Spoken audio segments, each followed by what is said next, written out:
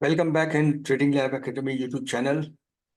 दोस्तों, करीब 12:30 होने वाला है और सबसे बड़ी बात ये होती है कि कई बार एक्सपर्ट्स चले हुए स्टॉक्स दिखाते हैं।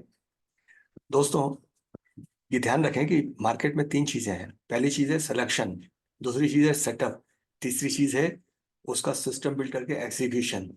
तो आप इन कमेंट्स में ना जाएं, आप अपना सिलेक्शन को सीखने का प्रयास करें, उसके बाद अपने हाई कन्विक्शन ट्रेड सेटअप बनाएं और उनको सिस्टम बिल्ड करके ट्रेडिंग करने के प्रयास करें।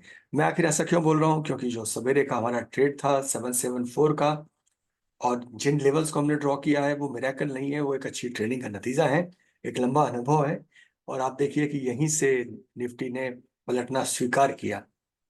और अभी की स्थिति में अगर हम देखते हैं निफ्टी को, तो अगर इन ट्रेड्स में हम री एंटर भी होते हैं तो ये हमारे कन्विक्शंस दिखाते हैं कि हम किस तरीके के ट्रेड सेटअप्स पे काम कर रहे हैं।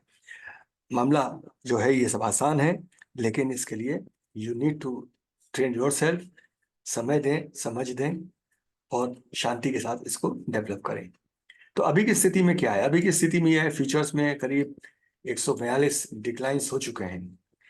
अब 140 के आसपास है, 43 इसके वो हैं, तो स्टॉक का पूल हमारे पास काफी बड़ा है और हम जा करके नीचे से देखना शुरू भी कर सकते हैं स्टॉक। अब यहाँ बंधन बैंक, नवीन फ्लोरिन और फिर आता है सन कॉपर।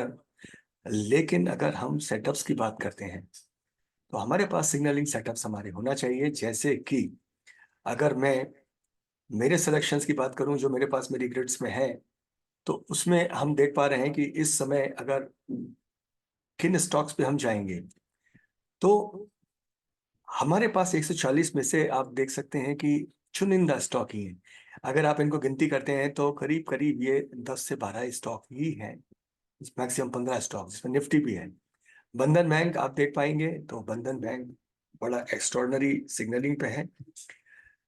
डिसिप्लिन में हमारे उस समय को दूसरा ट्रेड था, इसलिए हम इसको फॉलो नहीं किए। हमारे पास सिग्नल है जो हमारे सिस्टम पे इस समय इस ट्रेड को हमने अंदर लिया हुआ है। तो दिस इज बंधन बैंक।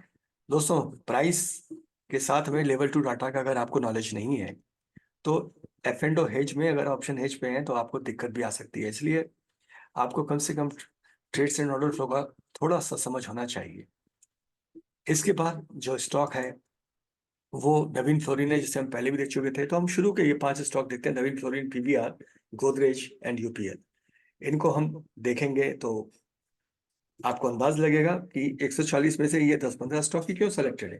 तो दैट इज द क्राइटेरिया 1, कि हम जिन स्टॉक्स को सेलेक्ट कर रहे हैं तो वो हमारे सेटअप पे हैं।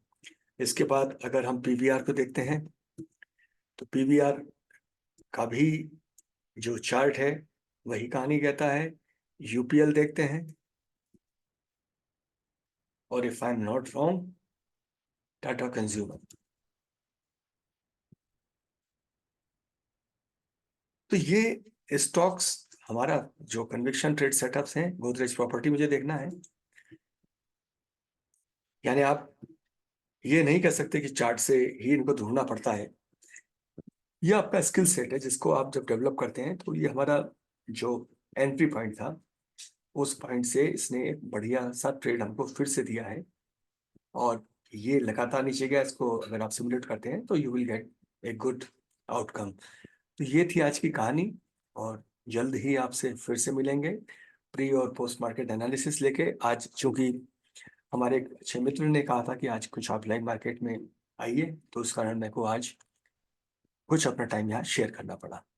और आप भरोसा रखिए कि हम लोग दिन भर 3-4 घंटा अपना स्क्रीन चला करके लाइव मार्केट ट्रेड और ये सारी कमेंट्रीज नहीं करेंगे। We are trying to work with very serious guys, और मार्केट को सिंपलर रखें, सीखते रहें, सब आसान होगा।